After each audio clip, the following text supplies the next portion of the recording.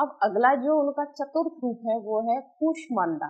तो कूष्मांडा इतना सुंदर अर्थ है इसका कि जब मैं थोड़ा सा इस पर चिंतन कर रही थी और मैंने, क्योंकि संस्कृत की नॉलेज मैंने प्राप्त की, संस्कृत का ज्ञान प्राप्त किया गुरुकुल में रह करके, 15-20 साल में गुरुकुल में रही, वेद दर्शन इत्यादि सारे पढ़े, इसका ज्ञान जब मैंने प्राप्त किया। कूष्मांडा का अर्थ होता है कि ऐसी कोई चीज जो गोलाकार हो। कूष्मांडा कहते हैं कद्दू को, काशी फल। आपने देखो मराठी भाषा में उसको लाल भोपला कहा जाता है। तो काशी फल, पंपकिन इंग्लिश में, जो नहीं समझते हैं, तो कूष्मांडा का अर्थ होता है गोलाकार। तो अब आप सोचेंगे गोलाकार कैसे? तो गोलाकार ऐसे कि ईश्वर की जो बनाई हुई प्रकृति है, जो उसकी सृष्टि है, आप उसमें अगर आप देखने जाएंगे, अगर कभी महसूस किया हो, नहीं किया होगा तो मेरे बताने के बाद आप करिएगा, उसकी सृष्टि में कु अर्थात छोटा, श मीन्स होता है ऊर्जा, और अंडा मीन्स होता है गोलाकार वृत्त।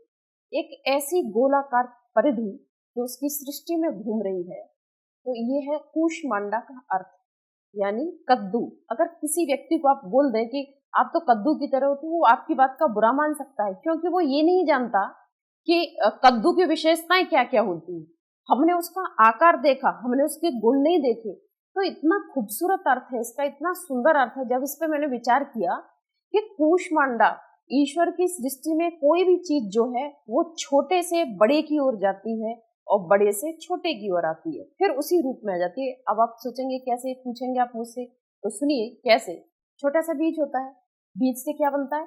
पौधा बनता है छोटा सा, फिर पौधे से फिर पेड़ बनता है, फिर पेड़ पे क्या होता है? फल आते हैं, फिर फलों में क्या होता है? फिर बीज आता है। छोटे से बड़े की ओर, फिर वापस अपने स्वरूप में वो बीज में ही बदल गया वो। फिर तो ईश्वर की सृष्टि में जो उसका ऊर्जा का स्रोत है, श ऊर्जा, वो कैसा है? वो छोटे से बड़े की ओर जाता है। आप पहले छोटा सीखें। क्या कह रही है कूष्मांडा देवी? कह रही है आप पहले छोटा सीखें, फिर धीरे धीरे ध्यान लगाएं, फिर आप बड़े की ओर जाएं। पर प्राय हम ऐसा नहीं करते। हम हमेशा क्या, हम सारी चीजों को एक साथ सीखने की कोशिश करते हैं।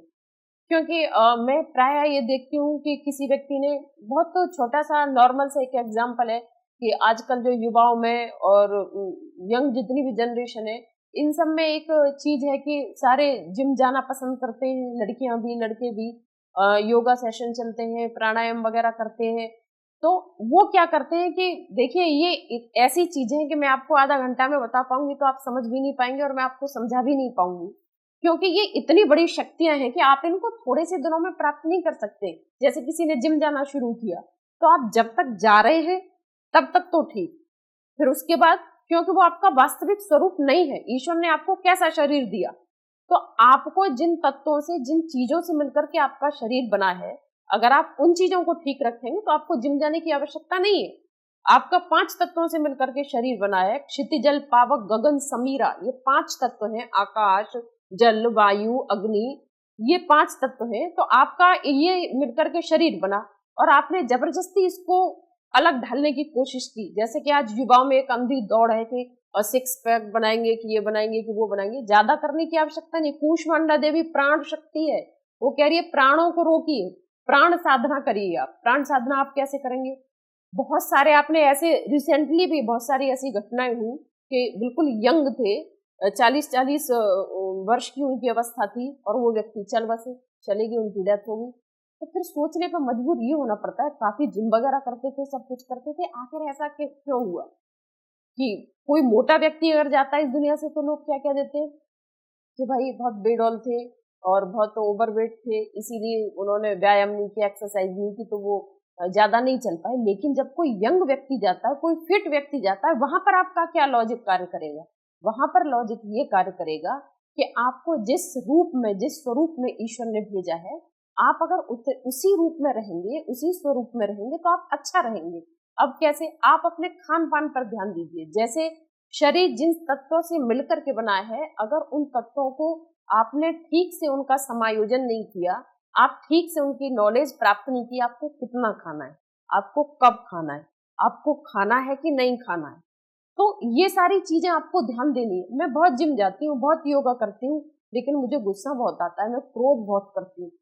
तो उसका कोई मतलब नहीं, उसका कोई मीनिंग नहीं रह जाता कि आप योगा करते हैं। फिर क्या मतलब हुआ आपके योगा करने का अगर आपका क्रोध शांत नहीं हुआ, आपकी चित्त की जो वृत्तियां यानी इंद्रियां आपकी शांत नहीं हुई, आप दूसरों को अगर खुशी में देखते हैं तो आप दुख महसूस करते हैं, अगर योग से ये शांत नहीं हुआ तो कूष्मांडा देवी कह रही है अगर आपका प्राणों के ऊपर ही कंट्रोल नहीं है, इंद्रियों के ऊपर ही आपका कंट्रोल नहीं है, तो फिर आपको जिम जाने का, योगा सेशन अटेंड करने का, प्राणायाम करने का, ऐसे अंदर बाहर सांस को खींच लेने का नाम प्राणायाम नहीं है। प्राणायाम क्या है? प्राणों को रोकना। तो आप क्या करेंगे? आपको इन सब चीजों पर विजय प्राप्त करनी होगी, अपनी इंद्रियों को वश में करना होगा। क्योंकि देखिए संस्कृत में एक बड़ा अच्छा सुंदर शब्द आया है कि वेदवादम परित्यज्य न कश्चित सुख मेदते। जो व्यक्ति वेदवादम, जिसने वेदों के ज्ञान को छोड़ दिया, परित्यज्य मीन्स छोड़ना, छोड़ दिया, ना कश्चित सुख मेदते, वो कभी भी सुख को प्राप्त नहीं कर सकता है। और वेद का ज्ञान क्या है? वेद में कहीं भी नहीं लिखा है कि आप जिम जाइए, आप अपने शरीर को इतना कष्ट दीजिए, कहीं नहीं लिखा है। वहां ये लिखा है कि आप प्राणायाम करिए, आप योगा करिए। अब योगा कैसे करिए? योग से तो आपका शरीर ठीक रहेगा, जब आप आसन वगैरह करेंगे वो शरीर के लिए है, लेकिन प्राणायाम मन के लिए है। जब आप प्राणायाम करते हैं, जब आप ध्यान करते हैं, तो वो मन के लिए, इससे आपकी चित्त की वृत्तियां जो है वो शांत होगी। आपको दूसरों को देख करके जलन नहीं होगी, गरीबों को देखकर, दुखियों को देख करके आपके हृदय में उनके प्रति करुणा आएगी, दया आएगी।